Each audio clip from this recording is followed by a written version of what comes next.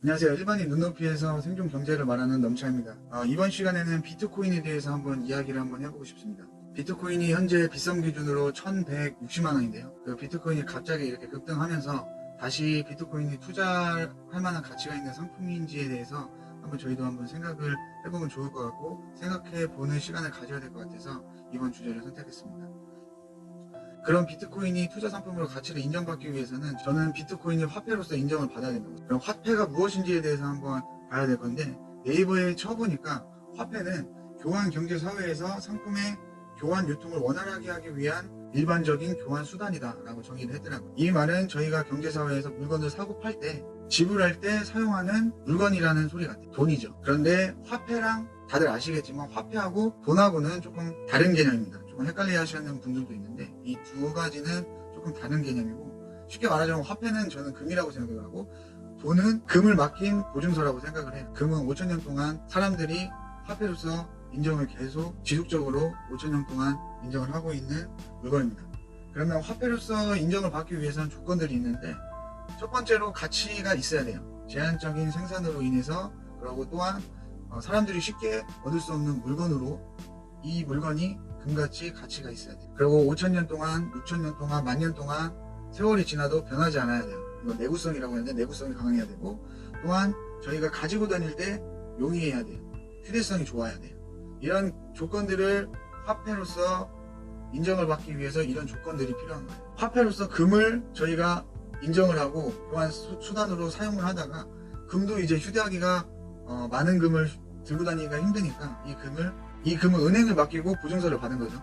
그 보증서로 이제 사람들이 거래를 하게 됩니다. 그래서 그 보증서로 거래를 하다가 이제 더 발전해서 그게 지폐로 바뀐 거죠. 그래서 지폐는 그 가치로서는 솔직히 가치는 없는 거죠. 왜냐면 그 금을 맡기고 보증서로 지폐가 나온 거기 때문에.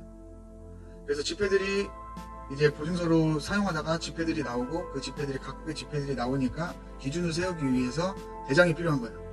그래서 대장으로서 지금 현재는 달러가 있고, 우리는 그것을 기축통화라고 부릅니다. 그런데 그러면 달러가 지금 현재 기축통화로 있으니까 평생 동안 안정적인 자산이냐 라고 의문을 가질 수 있는데, 그건 아니에요. 왜냐하면 세기가 바뀔 때마다 계속해서 기축통화는 변해왔어요. 16세기 때는 스페인이었고, 17세기 때는 네덜란드였고, 18세기부터 19세기까지는 영국이었어요. 근데 세계 2차 대전이 일어나고 그 다음에 기축통화가 미국이 된 거죠. 달러가 된 거죠. 그래서 달러도 기축통화가 영원히 달러라는 법은 없는 거죠.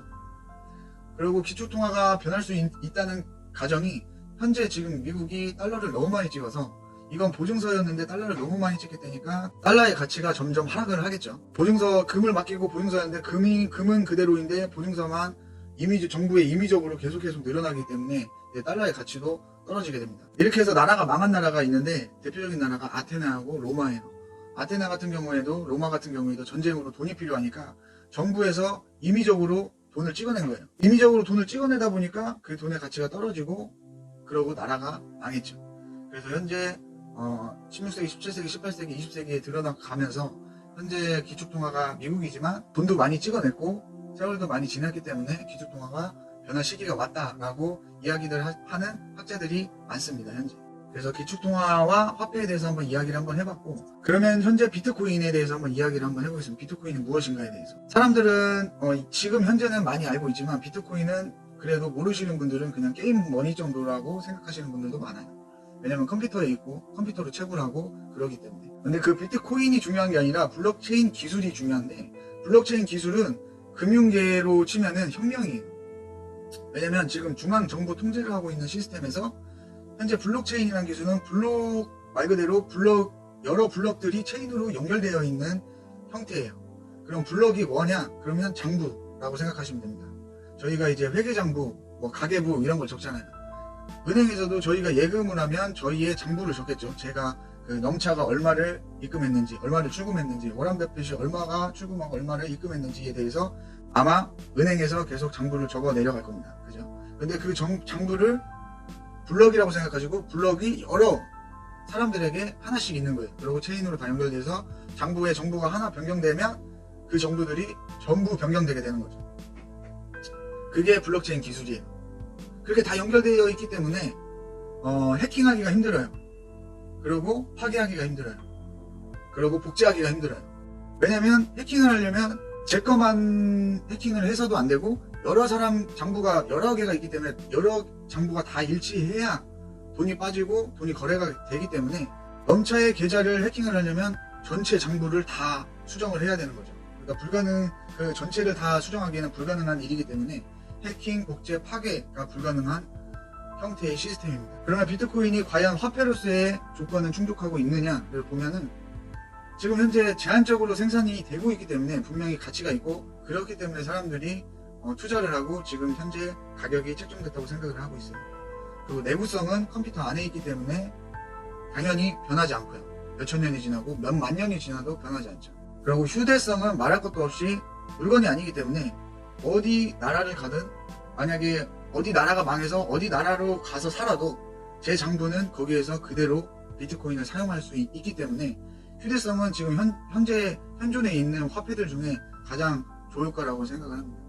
그래서 이렇게 화폐로서의 조건은 비트코인이 잘 갖추고 있습니다. 비트코인이 화폐로서의 조건을 갖추고 있고 가치가 있는 것을 알고 있기 때문에 미국 시카고 선물 시장에서는 일찌감치 2017년 12월 18일에 비트코인을 선물 시장에 등재시켰어요. 이 친구들이 구멍가게도 아니고 비트코인을 등재시켰다는 그 소리는 비트코인이 가치가 그만큼 있다고 저는 생각합니다. 그래서 비트코인은 언젠가는 화폐로서 인정을 받을 거라고 생각을 하고, 이건 조금 더 너무 간 이야기일 수도 있는데 비트코인을 유대인이 만들었지 않았을까라는 생각도 가끔씩 해봐요. 비트코인 창시자가 사토시 나카모토라고 하죠. 그분이라고 하는데 지금 현재 이렇게 핫한 이슈로 돌아가고 투자가 그 많은 큰 돈이 투자가 되고 있음에도 불구하고 개발자가 지금 현재 본 사람도 없고 나오지도 않는 상황인데, 그것도 굉장히 저는 의문이거든요. 그런 아테네나 로마 같은 경우를 대비하기 위해서 유대인이 이 비트코인을 만들었지 않았을까라는 좀 소설 같은 이야기를 한번 해봤고요. 그래서 저는 비트코인이 이런 면에서 가치가 있기 때문에 삼성전자, 코스피, 나스닥처럼 가격이 우상향할 거라고 생각을 하고 있어요. 그래서 짧은 시간에 수익을 못 보더라도 5년, 6년, 7년 지나면 아마 비트코인 가격이 지금 현재보다 크게 올라가 있지 않을까라고 생각을 한번 해봅니다. 지금 비트코인을 투자해라, 하지 마라 라기보다는 제가 이런 이야기를 한 이유는 저의 생각이고, 이런 견해를 가질 수 있구나 정도로 한번 봐주셨으면 좋을 것 같습니다. 그래서 비트코인에 대한 이야기를 화폐하고 기축통화 연결해서 한번 이야기를 한번 해봤고, 다음 유튜브에서도 보다 좋은 주제, 재밌는 주제를 한번 준비해서 한번 찾아뵙도록 하겠습니다. 여기까지 봐주셔서 감사합니다.